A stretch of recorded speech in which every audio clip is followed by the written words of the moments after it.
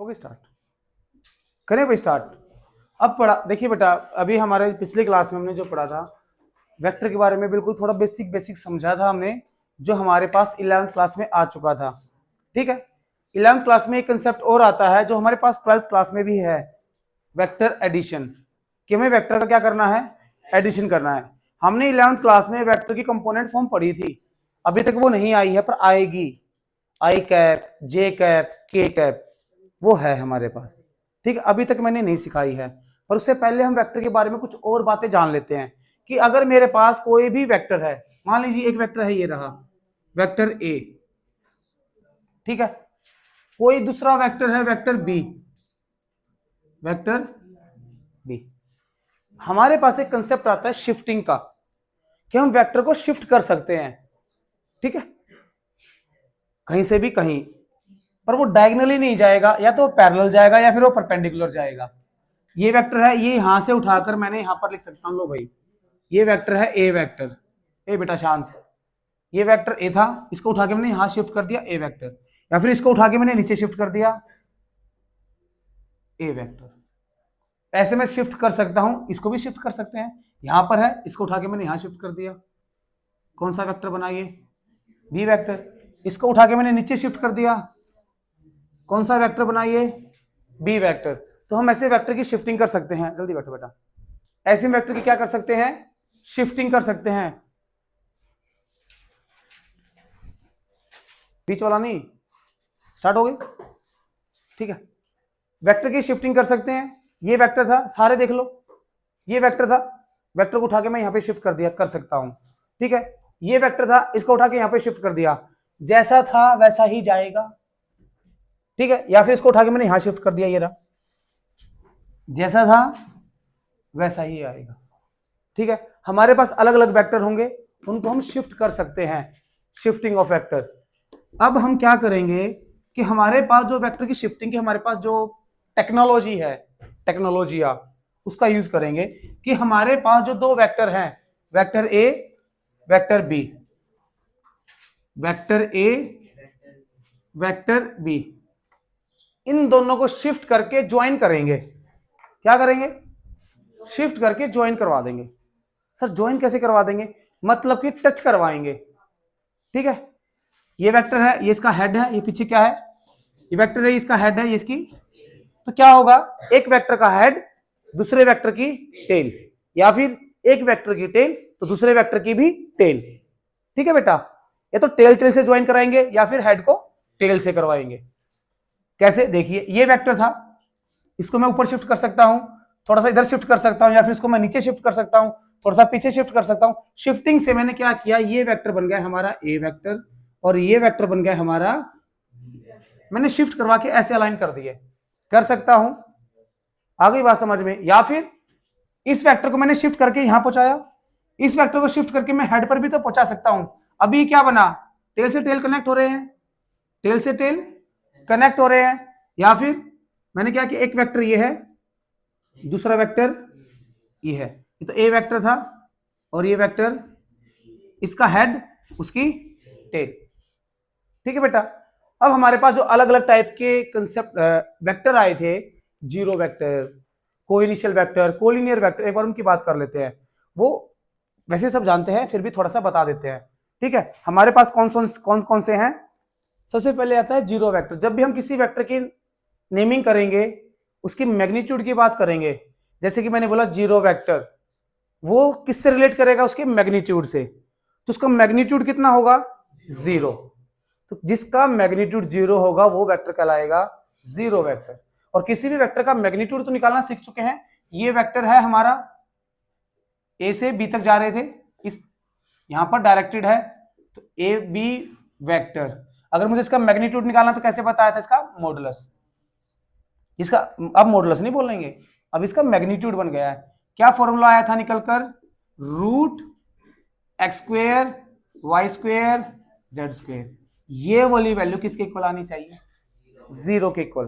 और ये value zero के इक्वल कब आएगी, स्क्वेयर है, नेगेटिव पॉजिटिव पॉजिटिव बनेगी, negative positive positive negative positive, तो सारी वैल्यू कैसी होगी, पॉजिटिव। ये तो ऐड होंगी, होंगी या नहीं होंगी, तो किसी वैल्यू को ऐड करके कभी जीरो तो बना नहीं पाएंगे, तो जीरो कब बनेगा, ये भी जीरो, ये भी जीरो, ये भी जीरो।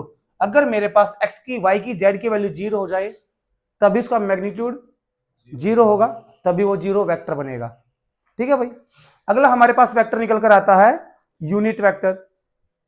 यूनिट वेक्टर को थोड़ी सी देर में समझाऊंगा, पहले और वेक्टर समझ लेते हैं। यूनिट वेक्टर के बाद निकल कर आता है को इनिशियल, को लीनियर वेक्टर। को इनिशियल से समझते हैं, को इनिशियल, देखिए जहां पर भी वर्ड आ जाए को, हमने 10th में भी पढ़ा है, 11th में कई टॉपिक में पढ़ा है, कोसेंट्रिक पढ़ा है ना, वहां पर क्या समझाया गया था, सेम सेंटर। तो को जहां पर भी आ जाए कोसेंट्रिक, तो को इनिशियल, किसी भी वेक्टर का ये पॉइंट क्या होता है, इनिशियल पॉइंट, ये पॉइंट क्या होता है, टर्मिनल पॉइंट।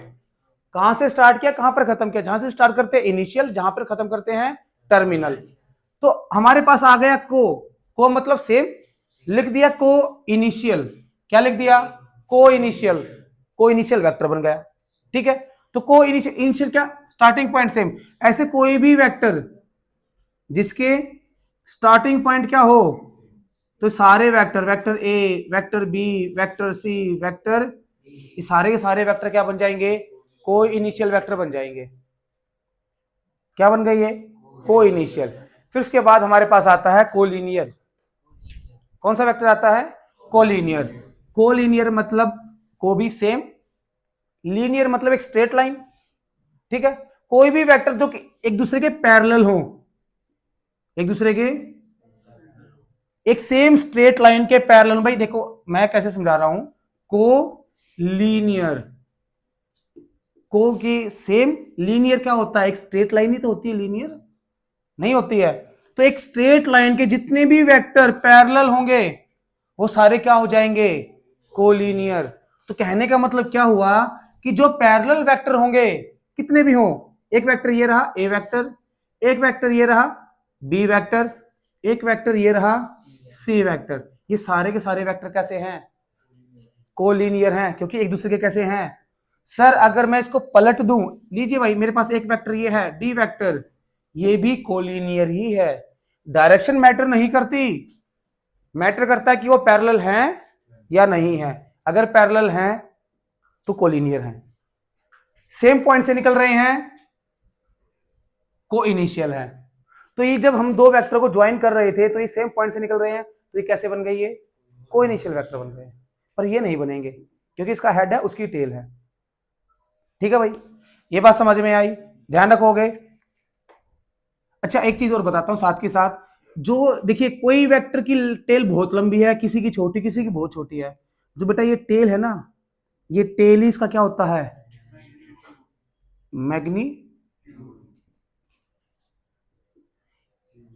टेल बताएगी कि वो वेक्टर का मैग्नीट्यूड कितना बड़ा। टेल जितनी बड़ी मैग्नीट्यूड उतना बड़ा, टेल जितनी छोटी मैग्नीट्यूड उतना छोटा। अगर मेरे पास कोई भी वेक्टर है, मेरे पास कोई भी वेक्टर है, अगर उसको छोटा करना है या फिर बड़ा करना है, हमारे पास एक ही हथियार है। जैसे टीचर का हथियार क्या, पेन मार्कर, और उसका मैदान क्या, लड़ाई का मैदान बोर्ड। तो ऐसे ही हमारे पास वेक्टर को छोटा बड़ा करने के लिए, मान लीजिए वेक्टर ये ए है और ये वेक्टर है बी, अगर मैं इसको उठाऊं, देखिए मार्कर की लेंथ जितना है, कितने मार्कर आ गए भाई, 1 एंड और ये एक।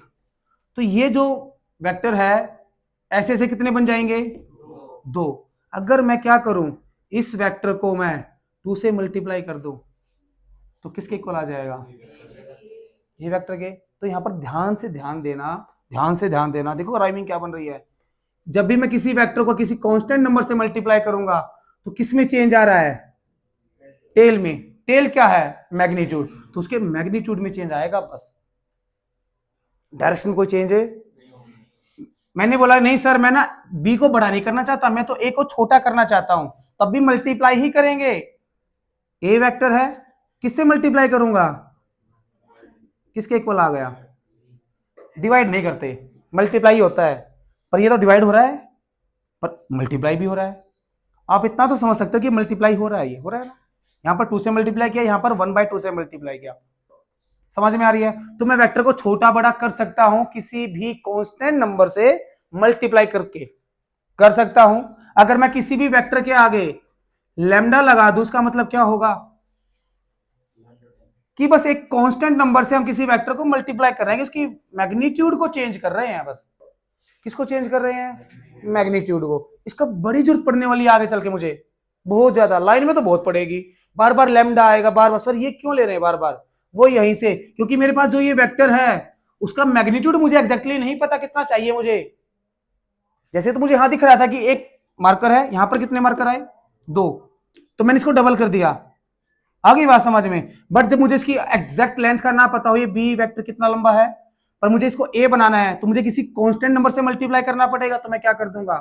बस लैम्डा से मल्टीप्लाई कर दूंगा। लैम्डा की वैल्यू कुछ भी हो सकती है। बी वेक्टर से मल्टीप्लाई किया, उसके इक्वल आ गया। क्या साइज होगा वो बस हमें इतना मतलब नहीं है, एक वेरिएबल है। लैम्डा वैसे होता तो कांस्टेंट है, पर कोई भी वैल्यू हो सकती है उसकी। समझ में आया? ये लाइन में जरूरत पड़ेगी बहुत ज्यादा, क्योंकि हमारे पास लाइन की इक्वेशन ऐसी बनती है, R vector equals to A vector plus lambda B vector. देखिए लैम्डा बी, ये समझना हमारे लिए बहुत मुश्किल हो जाएगा उधर। ये कंसेप्ट यहां से आएगा भाई। किसी के लैम्डा से मल्टीप्लाई कर, देखो लैम्डा बी, बी वेक्टर को लैम्डा से मल्टीप्लाई कर रहा हूं, मतलब कि मेरे पास जो वेक्टर चाहिए उसका एग्जैक्ट मैग्नीट्यूड, वेक्टर तो है पर एग्जैक्ट मैग्नीट्यूड नहीं पता कि इतना बड़ा है या फिर वो, तो लैम्डा से मल्टीप्लाई कर दे। क्या तो छोटा हो, छोटा तो छोटे से, बड़ा तो बड़े। ठीक है भाई, आगे बढ़े। अब बात करते हैं यूनिट वेक्टर की। किसकी? यूनिट वेक्टर की। फिर एडिशन कराऊंगा, खत्म करेंगे फिर। बेटा यूनिट वेक्टर का ना आज से एक नेम और याद रखना, डायरेक्शन वेक्टर। बुक में कहीं नहीं मिलेगा, कोई नहीं बताएगा, पर यूनिट वेक्टर का मेरी तरफ से आपको एक नाम बताया गया है। कौन सा vector? Direction vector. Sir direction vector थोड़ी ना होता, डायरेक्शन डायरेक्शन होती है बस, पर मैं इसको नाम देता हूं। क्यों? देखिए बताते हैं। यूनिट वेक्टर, यूनिट वेक्टर किसी भी वेक्टर का निकाला जा सकता है। मान लीजिए मेरे पास कोई एक वेक्टर है ए, क्या है? ए वेक्टर। क्या है? ए वेक्टर। तो ए वेक्टर का मैं क्या निकाल सकता हूं? Unit vector. मेरे पास कोई बी वेक्टर है, बी वेक्टर, उसका मैं क्या निकाल सकता हूं? मेरे पास कोई भी वेक्टर होगा उसका मैं यूनिट वेक्टर निकाल सकता हूं। तो सर ये होता क्या है? ये कुछ नहीं होता, ये बस उसकी डायरेक्शन बताता है। क्या बताता है? डायरेक्शन। क्या बताता है? इसको डिनोट कैसे करते हैं? अगर मैं ए वेक्टर का यूनिट वेक्टर निकालूंगा तो क्या लिखूंगा? A cap. अगर मैं बी वेक्टर का निकालूंगा तो, अगर मेरे पास कोई सी वेक्टर है उसका निकालूंगा तो, ठीक है भाई, उस वेक्टर की कैप लगा देंगे। इसका मतलब हो जाएगा ए वेक्टर का यूनिट वेक्टर, बी वेक्टर का यूनिट वेक्टर, सी वेक्टर का, मतलब ए वेक्टर की डायरेक्शन, बी वेक्टर की, सी वेक्टर की। अब एक बात बताइए, मेरे पास एक वेक्टर है, वेक्टर के पास क्या क्या होता है? मैग्नीट्यूड इनटू, ये तो बताया ना डायरेक्शन वेक्टर है, ये इसका मैग्नीट्यूड हो गया, ये क्या हो गई? मुझे क्या निकालना है? डायरेक्शन। ये इसके नीचे ले आओ, तो A vector divide by equals to उसकी डायरेक्शन निकल जाएगी। अगर मेरे पास कोई भी वेक्टर है, मैं उसके मैग्नीट्यूड से डिवाइड कर दूं, किसी भी वेक्टर को उसी के मैग्नीट्यूड से डिवाइड कर दूं, तो मुझे खाली क्या मिल जाएगा? यूनिट वेक्टर, जिसका दूसरा नाम डायरेक्शन वेक्टर। यूनिट वेक्टर का सेकंड नेम, ध्यान रखना भाई, बहुत जरूरी है। आप पजल हो जाओगे कि हम इसकी डायरेक्शन निकालनी है, पजल नहीं होना। क्या निकालना उसका? Unit vector. समझ में आ गई बात? ध्यान रखोगे, यूनिट वेक्टर का दूसरा नाम डायरेक्शन वेक्टर। कैसे निकालेंगे भाई? कोई वेक्टर होता है, वेक्टर के पास दो चीजें, मैग्नीट्यूड प्लस मैग्नीट्यूड डायरेक्शन, यही तो ए कैप है, यही निकालना, इसके नीचे आ जाएगा। ये डायरेक्ट फॉर्मूला दिया जाता है आपको बुक में, याद नहीं रहता। अब याद रख पाओगे कि वेक्टर को हम कैसे लिखते हैं? मैग्नीट्यूड डायरेक्शन, डायरेक्शन निकालने मैग्नीट्यूड उसके डिवाइड में आ जाएगा। आया? कैसे आया ये? अब ध्यान रखोगे। अब आ जाएं एडिशन पर। हम पढ़ रहे हैं आज addition of two vector, addition of two vector.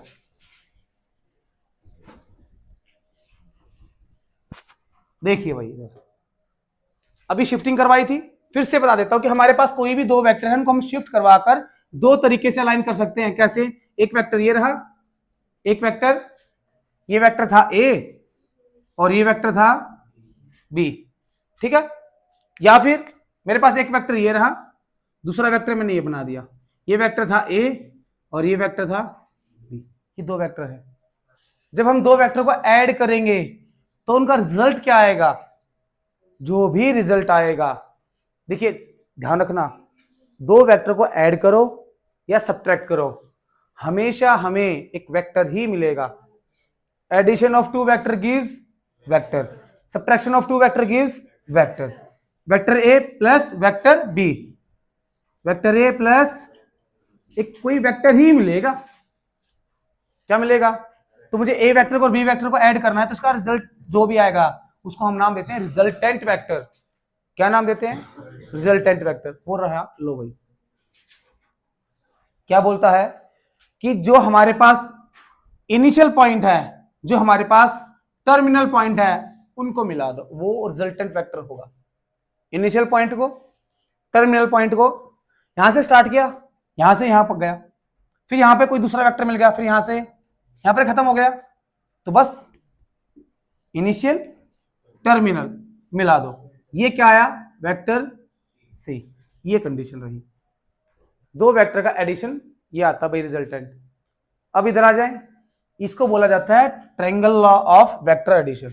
यही ट्रायंगल लॉ है बस, कि दो साइड ऐड करोगे तो थर्ड साइड मिल जाएगी। ध्यान से देखना बेटे, एरो किधर है, अगर मैंने एरो इधर लगा दी गड़बड़ हो जाएगी बात, ठीक है ना। एरो इधर से उधर, और तो यहां से ये, उसकी भी इधर, ठीक है भाई, डन। इधर आ जाओ, इस वेक्टर को मैं शिफ्ट कर सकता हूं, जितना वेक्टर ये है, क्या मैं यहां पर एक वेक्टर इतना ही बना सकता हूं, ये क्या होगा वेक्टर ए, या फिर यहां रखो, या फिर एक ही बात है, ये वेक्टर यहां पर, इसको यहां पर शिफ्ट कर सकता हूं,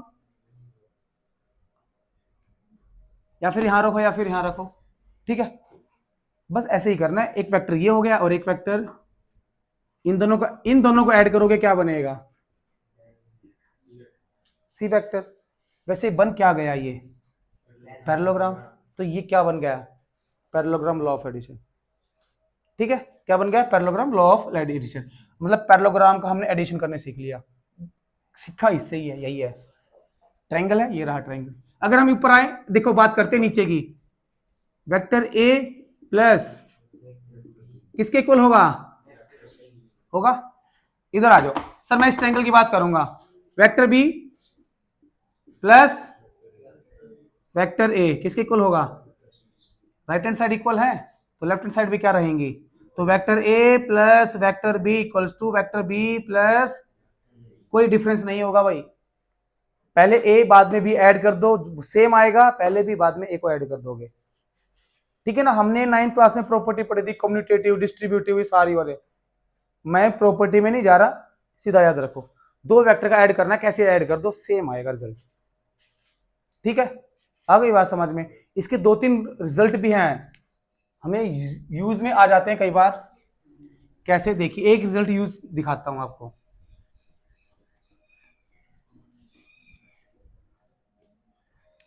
कि मेरे पास एक वेक्टर ये रहा, ए vector, B vector, C vector, D vector, ठीक है। इन चारों वेक्टरों का हमें रिजल्टेंट बताना है, मैंने बोला इनिशियल टर्मिनल कर दो भाई, यही होगा, ठीक है। हम कैसे भी निकाल सकते हैं, इसकी प्रॉपर्टी देखिए, अभी मैंने पहले ए और बी को ऐड किया, किसको ऐड किया, ए और बी को, ये वेक्टर आएगा ए प्लस बी, इन दोनों को ऐड करोगे ये वेक्टर बनेगा। अब इन दोनों की जगह हमारे पास ये वेक्टर बन गया, उन दोनों का रिजल्ट तो ये आ गया। अब इस वेक्टर को ऐड करोगे, ये वेक्टर आ जाएगा, तो ये क्या बनेगा, A vector plus B vector plus, ठीक है भाई, बन जाएगा। अब इसके और इसके प्लेस पे ये वेक्टर बन चुका है, अब इस वेक्टर को ऐड करोगे तो हमारा ये वेक्टर आ जाएगा, A vector plus B vector plus C vector plus आ जाएगा। आप उल्टा भी चल सकते हो, सर मैं तो पहले इसको ऐड करूंगा फिर ऐसे भी चल सकते हो, ठीक है। इसमें क्या रिजल्ट निकल कर आएगा, A vector plus B vector plus C vector equals होगा A vector plus B vector plus C vector. ठीक है, आप पहले इन दो को ऐड करो, बाद में इसमें ऐड कर लो, या फिर पहले इन दो को ऐड करो, बाद में इसमें एडिशन कर लो। अभी सीखा है वेक्टर की एडिशन कैसे भी कर लो, क्या आएगा, सेम। ठीक है, एडिशन की बात हो रही है, बस ध्यान रखोगे। आई बात समझ में। प्रॉपर्टीज है हमारे पास, प्रॉपर्टी 2 है बेटा, ये प्रॉपर्टी 1 बता दी, ये प्रॉपर्टी 2 थी। ये क्या थी सर, ये कैसे प्रूव किया आपने? भाई देखो, ये तो समझ में आया था कैसे लिखा मैंने, A B C D D तक ले गए, इसमें हमने कितने यूज किए, एनसीईआरटी में 3 ही यूज कर रखे हैं। आप पहले ऐसे भी तो कर सकते हैं सर, इसका वेक्टर का एडिशन इस वेक्टर का एडिशन, ये बनेगा, तो इन दोनों की जगह ये आ गया, इस वेक्टर का एडिशन इस वेक्टर का एडिशन ये बनेगा, इन दोनों की जगह ये आ गया, इस वेक्टर का एडिशन इस वेक्टर का एडिशन ये आ गया। तो पहले तो मैं इधर से ऐड करता है, अब मैं, आंसर तो सेम ही आना। ठीक है भाई, ऐसे डिफाइन हो जाएगा। ठीक है, समझ में आई बात। तो मेरे अकॉर्डिंग आपके पास जितने भी, ये आपके एनसीईआरटी की बुक है, इसके अंदर जो भी कंसेप्ट था मेनली सारा बता दिया है, एक ही रह गया बस मल्टीप्लिकेशन वाला। मैंने बता दिया कि वेक्टर को हम मल्टीप्लाई कर सकते हैं किसी भी नंबर से। ठीक है, नेगेटिव वेक्टर रह गया है, और कंपोनेंट फॉर्म पे आ जाते हैं। किस पर आ जाएं, कंपोनेंट फॉर्म पे।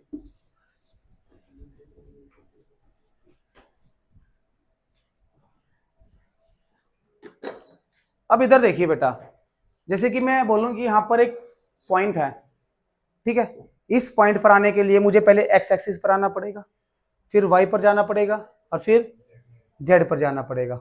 ठीक है, बना दें।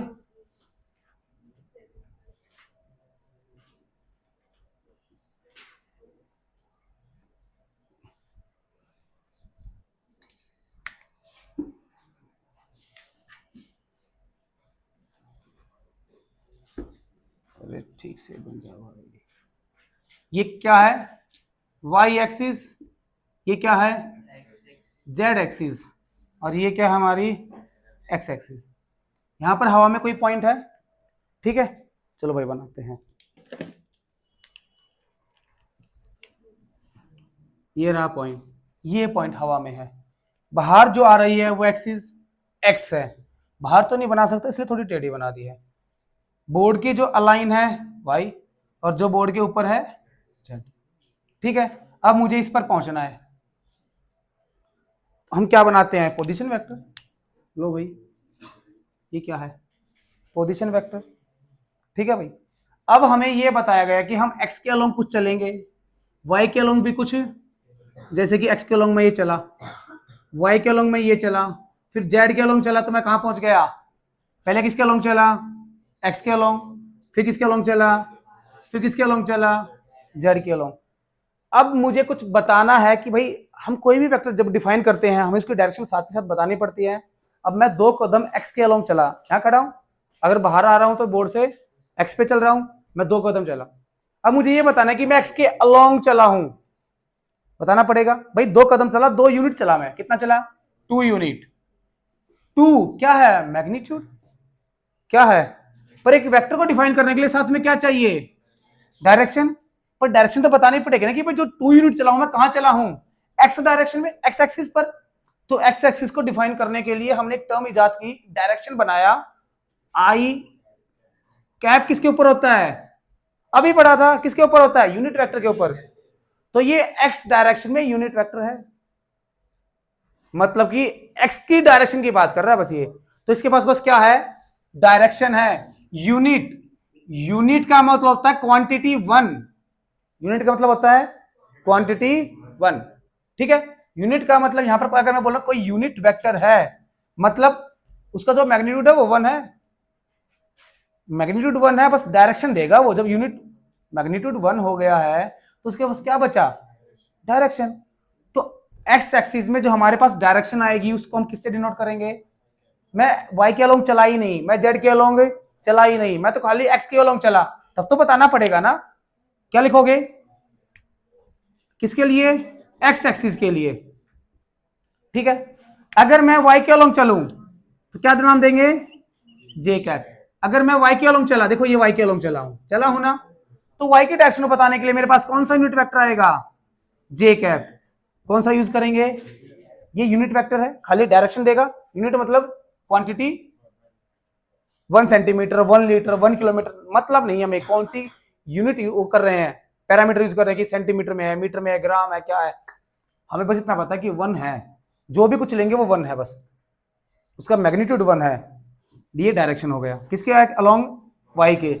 आई अगर मैं बात करूं के कैप, वो किसके अलोंग होगा, जेड एक्सिस के। ठीक है, अब मेरे पास ये पॉइंट है, कोई पॉइंट होगा एक्स वाई जेड, ये पॉइंट पी यूज करते थे, ये पॉइंट ओ होता है, इसको 0 0 0 बताते हैं, यही होता है। अगर ये 0 0 है, ये एक्स वाई जेड है, तो ये हमारे पास जो पोजीशन वेक्टर था ए वेक्टर, या फिर एनसीईआरटी के अकॉर्डिंग लिखें आर वेक्टर, क्या है ये, आर वेक्टर। अगर ये आर वेक्टर है तो आर वेक्टर की कंपोनेंट फॉर्म बताएंगे, आर वेक्टर की कंपोनेंट फॉर्म। मैं एक्स के अलोंग कितना चला, एक्स कितना चला भाई, मैंने 1 यूनिट, 2 यूनिट, 3 यूनिट, जब नहीं पता तो हम क्या बोलते हैं, सर एक्स के अलोंग चलोगे तो कुछ एक्स यूनिट तो चलोगे। कहीं पर भी हम कोऑर्डिनेट ज्योमेट्री में पढ़ते थे, कार्टेशियन प्लेन में हमने पढ़ा है, हम कहीं पर भी लिख देते हैं कि भाई मैं एक्स के अलोंग 2a चला, तो पॉइंट क्या होता है 2a, 0। अगर y के अलोंग बात करेंगे तो वही सेम पॉइंट। तो मैं x के अलोंग कितना चला, जो पॉइंट दे रखा है कितना चला, अगर मैं यहाँ पे 2 लिख देता तो मैं x के अलोंग कितना चला 2 यूनिट। आगे बात समझ में, डायरेक्शन कौन सी है x, तो बस मैंने यहाँ पर x लिख दिया जर्नल समझाने के लिए। ये पॉइंट 2 3 4 ये भी तो हो सकता है, जर्नल की बात या पहले इसकी बात करते हैं। अगर मैं 2 चलाऊं किसके अलोंग, x के अलोंग, तो क्या लिखा जाएगा 2 यूनिट चला, ये तो मैग्नीट्यूड हो गया, और ये क्या है उसके साथ डायरेक्शन। बोलने के लिए तो ये यूनिट वेक्टर है, बट इसका दूसरा नाम क्या बताया आपको, डायरेक्शन वेक्टर। मैग्नीट्यूड प्लस ये एक्स के अलोंग की बात हो गई है, वाई के अलोंग कितना चले 3j, जेड के अलोंग, ये हमारा वेक्टर बन गया भाई, ये हमारी कंपोनेंट फॉर्म है। कौन सी फॉर्म है, कंपोनेंट फॉर्म है। क्या बन गया हमारा, वेक्टर बन गया। अब मैं जर्नलाइज बात करूं कि भाई जर्नल बात करते हैं, जरूरी है 2 3 4 कुछ भी पॉइंट हो सकते हैं, -2 0 4 कुछ भी, मतलब एक्स वाई जेड मान लिए, तो उसकी जनरल फॉर्म क्या बनेगी, R vector equals to X I cap Y J cap Z K cap. ये हमारा वेक्टर वो है, ये वाला पोजीशन वेक्टर।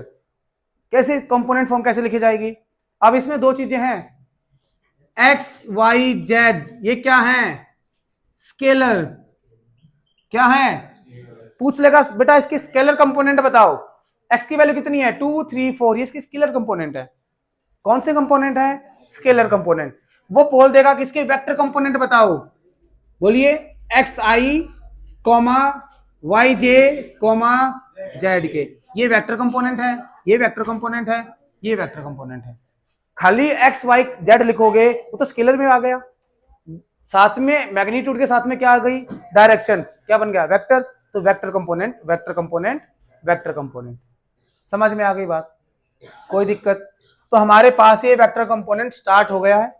अब वेक्टर की जो भी बात करेंगे हम इस फॉर्म में बात करेंगे अब आगे, ठीक है।